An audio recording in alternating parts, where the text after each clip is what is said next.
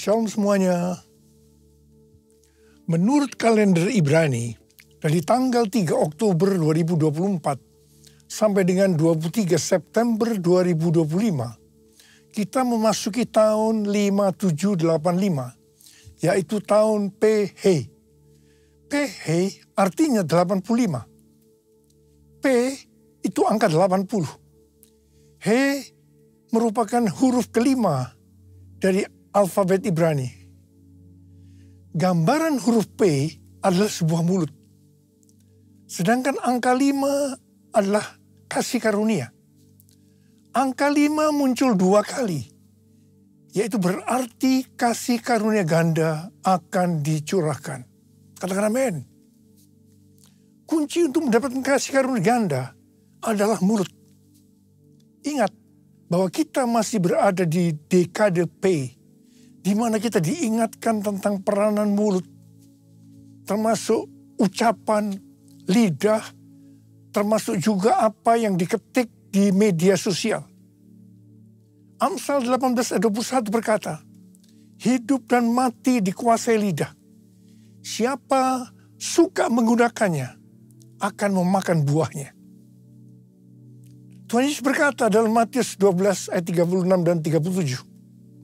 Aku berkata kepadamu, setiap kata gegabah yang diucapkan orang akan dipertanggungjawabkannya pada hari penghakiman. Sebab menurut ucapanmu engkau akan dibenarkan, dan menurut ucapanmu pula engkau akan dihukum. Karena itu kita harus menjaga mulut, ucapan, lidah, apa yang diketik, dan menggunakannya untuk memuliakan Tuhan. Berkata benar dan membangun, serta menjauh dari kejahatan mulut dan saksi dusta. Ada kalanya Tuhan menghendaki agar kita berdiam diri. Puasa berbicara sebagai tindakan penguasaan diri. Ini juga adalah salah satu bentuk strategi peperangan rohani. Ingat waktu bangsa Israel menghancurkan tembok Yerikho. Kita baru meninggalkan tahun P Dalet 84 yang berbicara tentang pintu yang terbuka dan hanya orang yang merendahkan diri yang bisa memasuki pintu itu. Orang yang merendahkan dirinya, salah satu cirinya bisa lihat dari mulut, ucapan, lidah, dan apa yang diketik. Tahun 5785 ini merupakan kelanjutan dari tahun 5784, di mana merupakan tahun tiba-tiba. Tiba-tiba terjadi hal-hal yang belum pernah terjadi sebelumnya. Termasuk peperangan, bencana alam, kekacauan, keributan, dan termasuk juga pemurnian dalam gerejanya. Makna tahun 5785 adalah tahun menyambut kedatangan Roh Kudus. Yang membuat umat Tuhan merasa butuh dan mengingini Roh Kudus. Akan banyak terdengar orang-orang yang berseru-seru, kami memerlukan Engkau Roh Kudus, kami memerlukan Engkau Roh Kudus. Come Holy Spirit, fall in this place. I need more and more of you. Fill me again with the power of your Spirit. Lord, I'm crying out for more and more of you.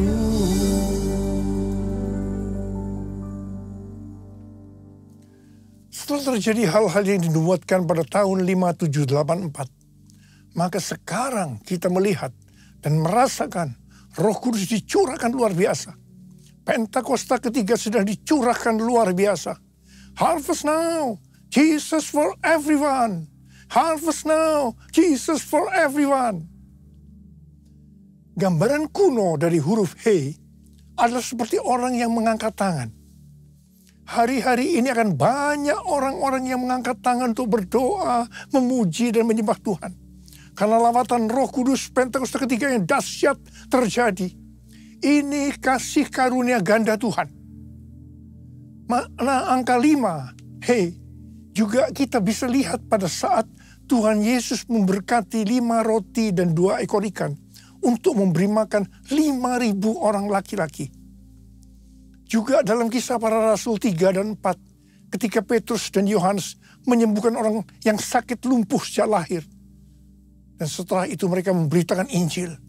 Maka jumlah orang yang menjadi percaya bertambah kira-kira 5.000 orang laki-laki.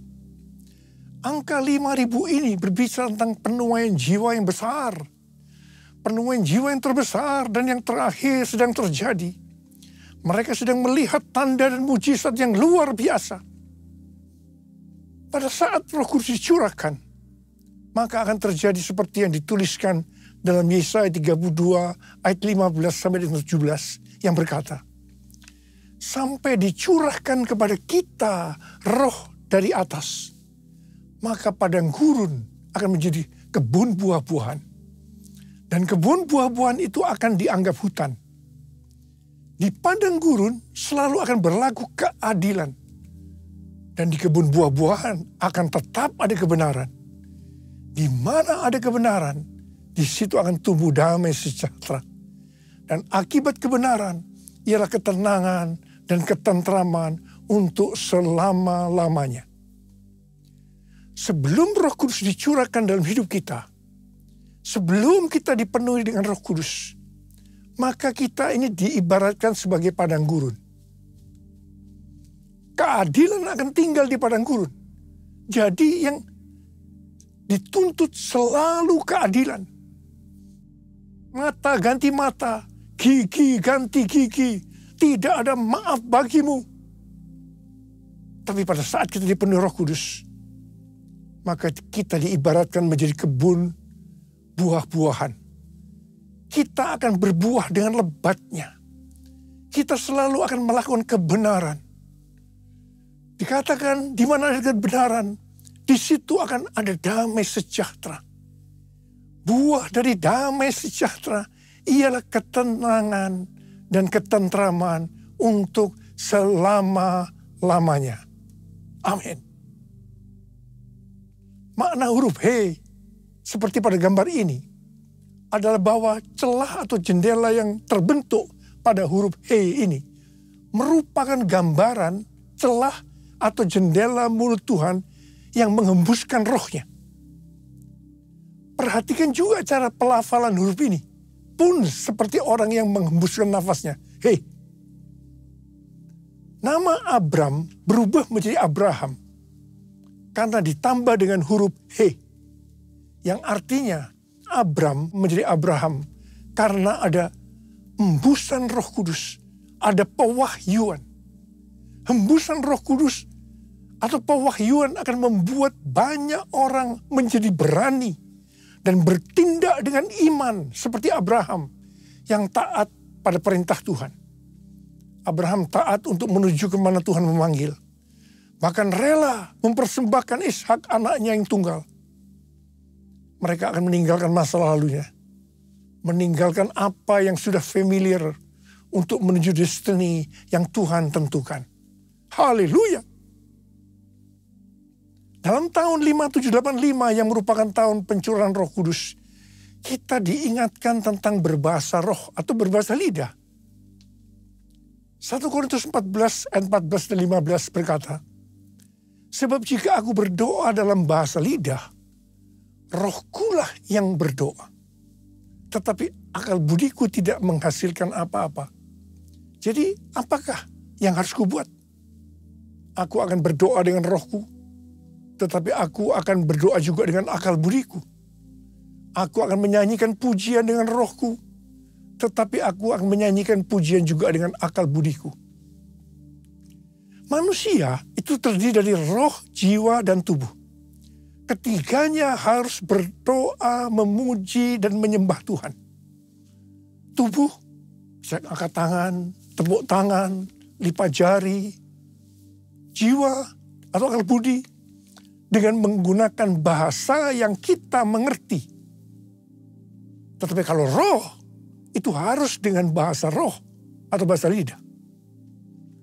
Kalau tidak berbahasa roh atau berbahasa lidah, berarti ada sesuatu yang kurang. Tidak sempurna. Karena itu saya harus terus berdoa buat kita semua. Supaya kita bisa berbahasa roh. Berbahasa lidah. Rasul Paulus berkata, aku mengucap syukur kepada Allah bahwa aku berbicara dalam bahasa lidah lebih daripada kamu semua. Ada pertanyaan, mengapa dalam ibadah orang berbahasa roh bersamaan, padahal 1 Korintus 14 ayat 27 dan 28 berkata bahwa hanya 2-3 orang yang boleh berbahasa roh. Satu persatu dan harus ditafsirkan. Nah, bedakan. Karunia bahasa roh untuk tujuan nubuatan dari atas ke bawah itu untuk membangun jemaat. Itu di 1 Korintus 14 ayat 27 dan 28. Hanya 2-3 orang bergantian yang boleh berkata dengan bahasa roh disertai penafsirannya. Tetapi kalau bahasa roh sebagai tanda awal baptisan Roh Kudus untuk tujuan penyembahan, artinya dari bawah ke atas untuk membangun diri sendiri. Ini boleh digunakan bersama dalam ibadah seperti 120 orang pada hari Raya Pentakosta. Atau 12 murid di Efesus dan lain-lainnya. Kubuka hati untuk Roh Tuhan. Kubuka hati menyembahmu Yesus. Jamahlah kami, penuhi kami dengan kuasa Allah Maha Tinggi. Jamahlah kami, penuhi kami dengan kuasa Allah Maha Tinggi. Memasuki tahun 5785 yang merupakan tahun pencurahan Roh Kudus dan tahun kasih karunia ganda, kita juga harus memandang harta atau kekayaan yang Tuhan berikan dengan hati-hati agar kita menyenangkan hati Tuhan. Sehubungan dengan berkat atau kekayaan yang Tuhan berikan kepada kita, maka teologi GBI bukan teologi kemakmuran atau teologi kemiskinan, teologi penderitaan, tetapi teologi penata layanan. Artinya harus seimbang dalam mengelola talenta atau kekayaan yang Tuhan berikan kepada kita. Jadi prinsip mengenai yang pertama, pandangan terhadap kekayaan. Teologi kemiskinan itu berkata dosa. Teologi kemakmuran berkata itu kebenaran. Tetapi teologi penata layanan berkata itu tanggung jawab. Hal yang kedua, saya bekerja untuk, menurut teologi kemiskinan, sekedar memenuhi kebutuhan. Tetapi teologi kemakmuran berkata ingin jadi kaya. Tapi teologi penata layanan itu untuk melayani Tuhan. Orang berdosa, menurut teologi kemiskinan, itu adalah orang kaya. Tapi menurut teologi kemakmuran, itu orang miskin. Tetapi teologi penata layanan adalah orang yang tidak setia. Itu adalah orang yang berdosa. Kemudian yang keempat, saya memberi karena yang pertama, menurut teologi kemiskinan, kewajiban. Tapi teologi kemakmuran berkata, untuk mendapat sesuatu nantinya. Tetapi teologi penata layanan, saya memberi karena mengasihi Tuhan. Dalam hal pemakaian uang, yang kelima, teologi kemiskinan diliputi rasa takut dan terpaksa.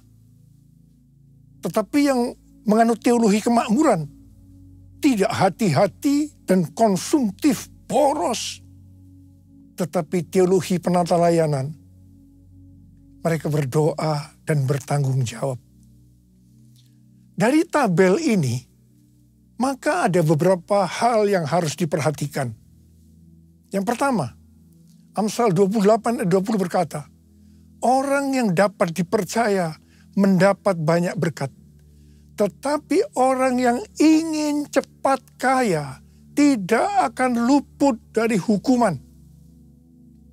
1 Timotius 6 ayat 9 dan 10 berkata, namun mereka yang ingin kaya terjatuh ke dalam pencobaan, ke dalam jerat, dan ke dalam berbagai nafsu yang hampa dan mencelakakan, yang menenggelamkan manusia ke dalam keruntuhan dan kebinasaan. Sebab akar segala kejahatan ialah cinta uang. Dan karena memburu uanglah beberapa orang telah menyimpang dari iman dan menyiksa dirinya dengan berbagai duka. Ada seorang muda yang kaya datang kepada Tuhan Yesus dan berkata, Guru, perbuatan baik apakah yang harus ku perbuat untuk memperoleh hidup yang kekal? Tuhan Yesus menjawab, jikalau engkau ingin masuk ke dalam hidup, turutilah segala perintah Allah. Perintah yang mana? Jangan membunuh, jangan berzina, jangan mencuri, jangan mengucapkan saksi dusta, hormatilah ayahmu dan ibumu, dan kasihilah sesamamu manusia seperti dirimu sendiri.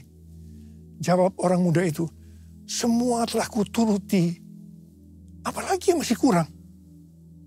Yesus berkata, jikalau engkau hendak sempurna, pergilah, juallah apa yang kau miliki, dan berikanlah itu kepada orang-orang miskin, dan engkau akan memiliki harta di sorga. Kemudian datanglah kemari, dan ikutlah aku. Mendengar perkataan itu, pergilah orang muda yang kaya itu dengan sedih, sebab hartanya banyak. Yesus berkata kepada murid-muridnya, sukar sekali orang kaya masuk ke dalam kerajaan sorga. Lebih mudah seekor unta melewati lubang jarum daripada orang kaya masuk ke dalam kerajaan Allah. Mendengar itu murid-muridnya gempar, tercengang dan berkata, jika demikian, siapakah yang dapat diselamatkan? Yesus berkata, bagi manusia hal ini tidak mungkin, tetapi bagi Allah segala sesuatu mungkin. Untuk bisa masuk kerajaan Allah, maka kita harus mengasihi Tuhan Yesus, Allah kita, dengan segenap hati, dengan segenap jiwa, dan dengan segenap akal budi, dan mengasihi sesama manusia seperti diri kita sendiri. Nah, orang muda yang kaya gagal mengasihi Tuhan Allah kita dengan segenap hati, jiwa, dan akal budi, karena hartanya banyak. Mazmur 62 ayat 11b berkata, apabila harta makin bertambah, janganlah hatimu melekat padanya. Jadi supaya hati kita tidak lekat pada harta, maka kita harus memberi.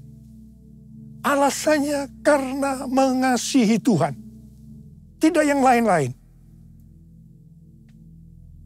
1 Timotius 6 ayat 17 dan 19 berkata, peringatkanlah orang kaya di dunia ini, agar mereka jangan tinggi hati dan jangan berharap pada sesuatu yang tak tentu seperti kekayaan, melainkan pada Allah yang dalam kekayaannya memberikan kepada kita segala sesuatu untuk dinikmati. Peringatkanlah agar mereka itu berbuat baik, menjadi kaya dalam perbuatan baik, suka memberi dan membagi. Dengan demikian, mereka mengumpulkan suatu harta sebagai dasar yang baik bagi dirinya di waktu yang akan datang untuk mencapai hidup yang sebenarnya. Saudara, kalau kita melihat ini, orang kaya masuk surga oleh karena mengikuti ayat ini. Sesuai dengan ayat tadi, kita melihat bahwa orang kaya bisa masuk surga. Sekali lagi diingatkan, kita memberi bukan karena kewajiban. Kita memberi bukan karena untuk mendapat sesuatu nantinya, tetapi kita memberi karena mengasihi Tuhan. Aku mengasihi Engkau, Yesus, dengan segenap hatiku. Aku mengasihi Engkau, Yesus, dengan segenap jiwaku. Renungkan firman-Mu siang dan malam, ku pegang perintah-Mu dan ku lakukan. Engkau tahu ya Tuhan, tujuan hidupku hanyalah untuk menyenangkan hati-Mu. Menyenangkan hati-Mu, menyenangkan hati-Mu.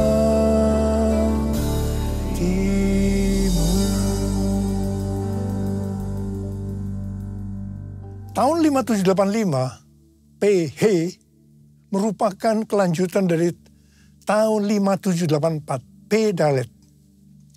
Dalet atau angka 4 digambarkan sebagai pintu yang terbuka. Juga digambarkan seseorang dengan posisi yang membungkuk, menunduk, yang melambangkan kerendahan hati. Jadi hanya bagi orang yang rendah hati, pintu itu terbuka. Tahun 5785, PH adalah tahun kasih karunia ganda. Hanya bagi orang yang rendah hati, Tuhan akan membukakan pintu untuk mendapat kasih karunia ganda. Orang-orang congkak, sombong, tinggi hati tidak akan mengalami kasih karunia ganda. Peringatan kepada orang-orang yang sombong. Yang pertama, Allah menentang orang yang congkak, tetapi mengasihi orang yang rendah hati. Ini ada di 2 ayat. Yakobus 4 ayat 6 dan 1 Petrus 5 ayat 5. Jadi ini berarti suatu peringatan yang sangat serius. Yang kedua, Amsal 16 ayat 5 berkata, setiap orang yang tinggi hati adalah kekejian bagi Tuhan. Sungguh, ia tidak akan luput dari hukuman. Yang ketiga, Amsal 16 ayat 18 berkata, kecongkakan mendahului kehancuran dan tinggi hati mendahului kejatuhan. Hari-hari ini, kita sedang memasuki tahun yang baru. Tahun 5785 PH yang merupakan kelanjutan dari P Dalet. Saudara, saya percaya peringatan tentang kita harus rendah hati itu sangat kuat. Sekali lagi, Tuhan sangat menentang orang congkak. Saya mau berdoa buat saudara. Mari kita semua di hadapan Tuhan. Mungkin selama ini tanah gersang, sehingga kesombongan muncul, padang gurun. Tapi mari kita sekarang angkat tangan kita. Kita katakan, kita minta, ini tahun Roh Kudus. Ini tahun pencurahan Roh Kudus. Mari angkat tangan kita di hadapan Tuhan. Nyanyikan bersama saya. Curahkan Tuhanku hujan Roh-Mu, basahilah sekarang tanah gersang. Jesus, telah lama ku nanti, berikan kini, lalu ku bersujud menyembah-Mu. Mari angkat tangan kita.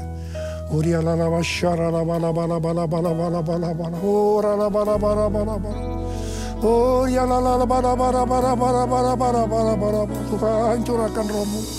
Curahkan Roh-Mu ya Tuhan, curahkan Roh-Mu. Biarlah padang gurun ini menjadi kebun buah-buahan. Kami yang congkak, ampuni kami Tuhan. Ampuni ya Tuhan.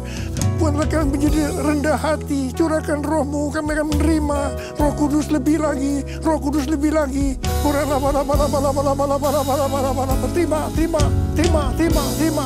Terima. Telah lama ku nanti, berikan kini,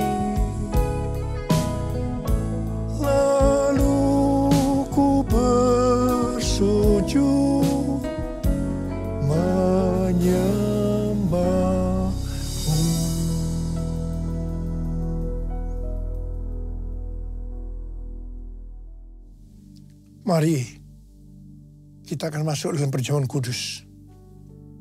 Kita akan mengingat ayat ini. Sebab setiap kali kamu makan roti ini dan minum cawan ini, kamu memberitakan kematian Tuhan sampai Ia datang. Perjamuan kudus adalah perjamuan Tuhan Yesus sendiri.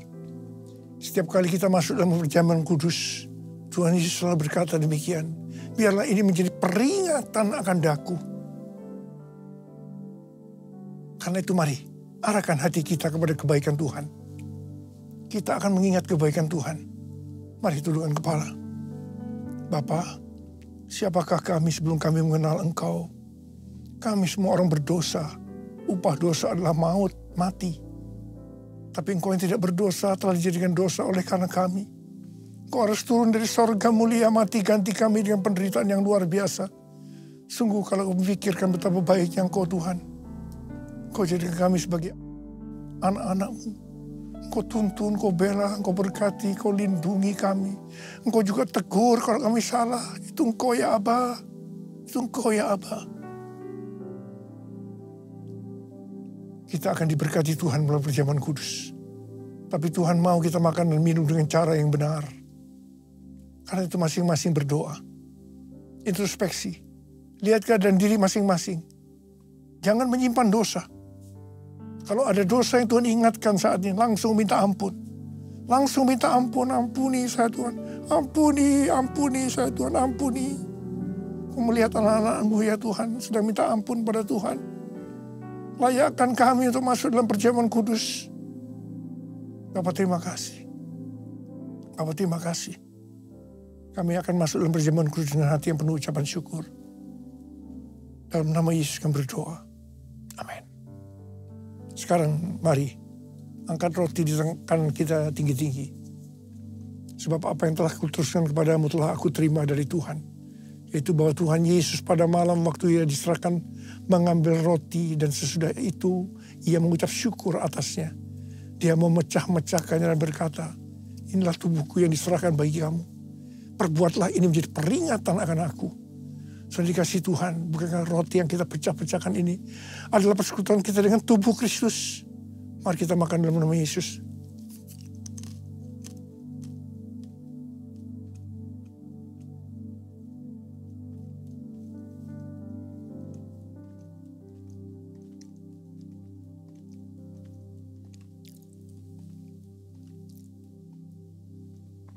Angkat cawan di tangan kanan kita tinggi-tinggi. Demikian juga yang mengambil cawan sesudah makan lalu berkata, cawan ini adalah perjanjian baru yang diterangkan oleh darahku. Perbuatlah ini setiap kali kamu minumnya menjadi peringatan akan aku. Sudah dikasih Tuhan. Bukankah cawan pengucapan syukur yang atasnya kita ucapkan syukur adalah persekutuan kita dengan darah Yesus. Mari kita minum dalam nama Yesus.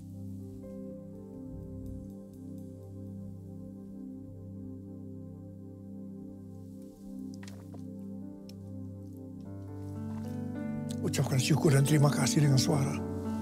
Tuhan terima kasih. Tuhan terima kasih ya Tuhan. Terima kasih ya Tuhan. Oh Tuhan terima kasih. Terima kasih ya Tuhan. Urala bala bala bala bala bala. Urala bala bala bala Tuhan. Jamah anak-anak-Mu satu persatu. Mereka membutuhkan jamahan Tuhan. Jamah mereka ya Tuhan. Mereka butuh pertolongan Tuhan. Saat ini Kau sedang menyembuhkan yang sakit. Sedang membebaskan yang terikat. Yang menghibur yang susah. Menguatkan yang lemah. Memberikan pengharapan-pengharapan yang baru. Bagi yang datang dengan keadaan putus pengharapan. Tuhan Yesus, Kau baik. Kau sungguh baik dan sangat baik pada kami semua. Bapa terima kasih.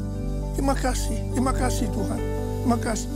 Terima kasih Yesusku. Terima kasih Yesusku, puji syukur hanya bagi Tuhanku. Terima kasih Yesusku, terima kasih Yesusku, puji syukur hanya bagi Tuhanku. Terima kasih, terima kasih Yesusku, terima kasih Yesusku, puji syukur hanya bagi Tuhanku. Yesusku. Terima kasih Yesusku.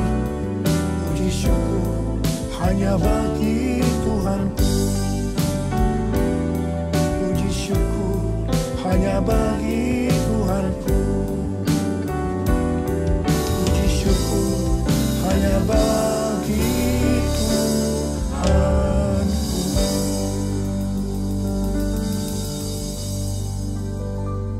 Sekarang terimalah berkat Tuhan.